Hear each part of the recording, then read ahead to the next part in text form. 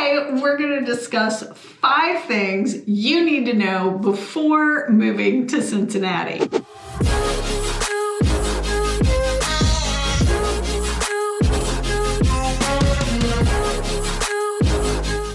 Hi, I'm Rhonda with Comey and Shepherd Realtors, and I've been here for a while now, but I reached out to my teammates who both only been here, I would say maybe 5-6 years max.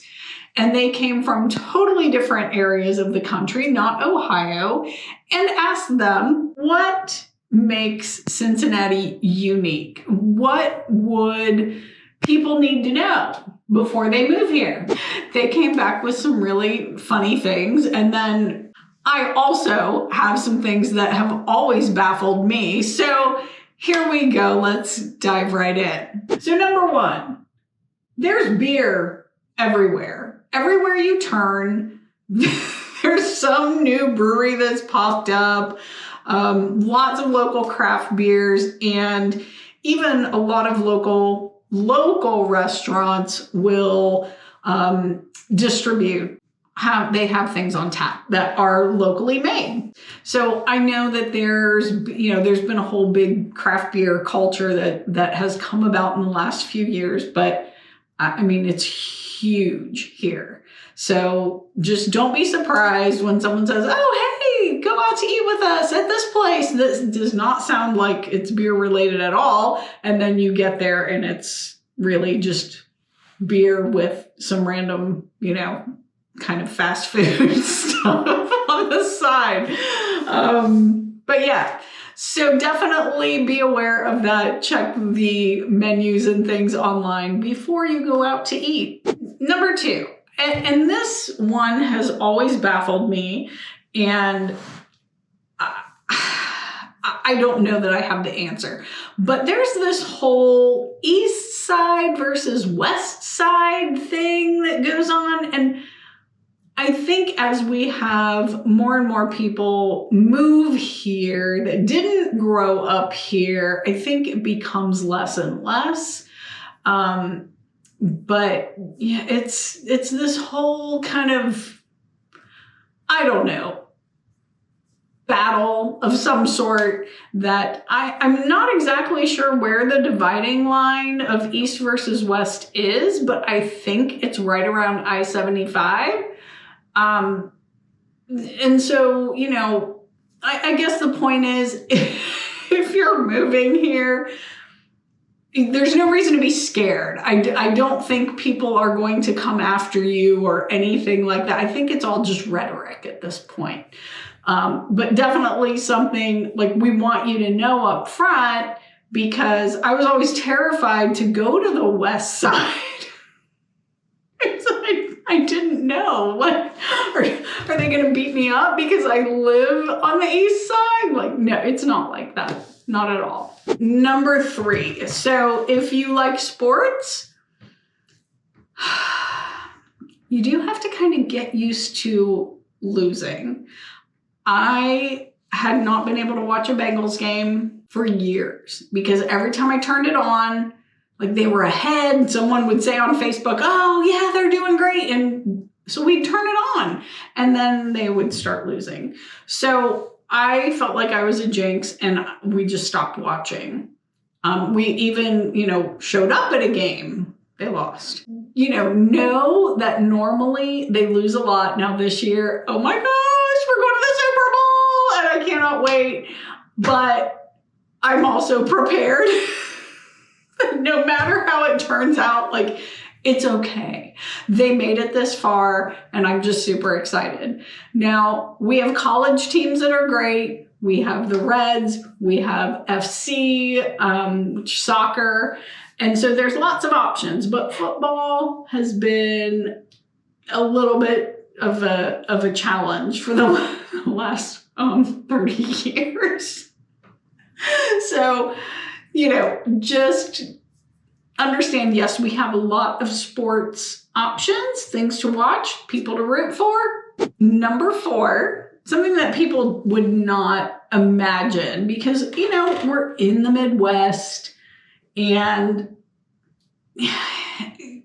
it's always a battle for Ohio, but usually Cleveland, when it comes to voting, is much more, how should I say, maybe left-leaning, typically votes Democrat more so than down here in the Southwest region of Ohio.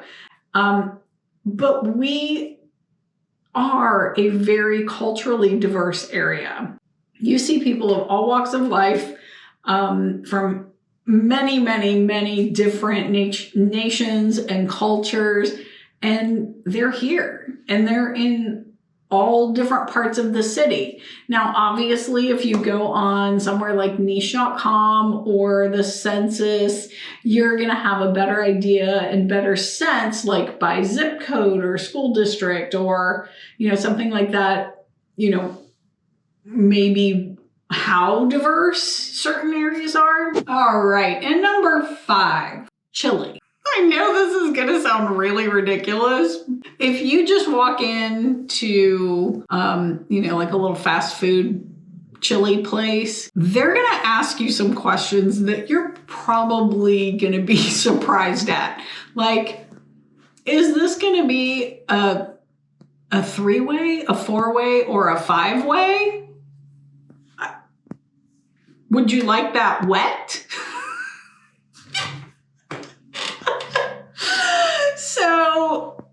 So first off, know that there are a lot of local, like, kind of chili places. Camp Washington chili, Blue Ash chili, Chili Time in St. Bernard. But yes, so the chili is, I don't know if people even eat it just as like a bowl of chili. I mean, every time I see people eating Skyline or Gold Star, it's chili either on a hot dog or on spaghetti. I'm still really baffled by this. And there's your Skyline people and the Gold Star people. That's another like kind of battle that I don't understand.